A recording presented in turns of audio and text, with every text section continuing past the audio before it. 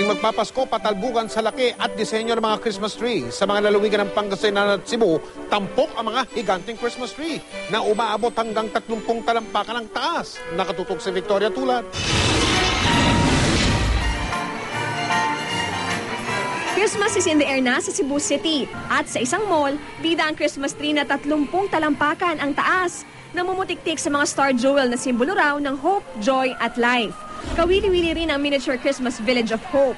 Lain itong bigyang pag-asa ang mga batang may cancer na magiging benepisyaryo ng isang fundraising project.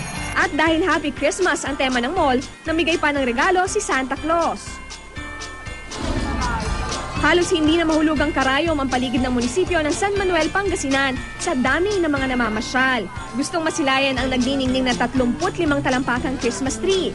Hindi mo aakalaing gawa pala ito sa pinagdugtong-dugtong na plastic bottles. Ang mga parol sa paligid ng munisipyo, recycled din mula sa plastic bottles. Di rin pahuli sa paningningan ang Kapitolyo ng Pangasinan. Ang kanilang Christmas tree tinatayang aabot sa 35 talampakan ang taas. Taon-taon daw itong inaabangan ng mga Pangasinense at para mas mapaganda, dinagdagan pa nila ng mga pulumti ang giant Christmas tree. Victoria Tulad, nakatutok, 24 oras.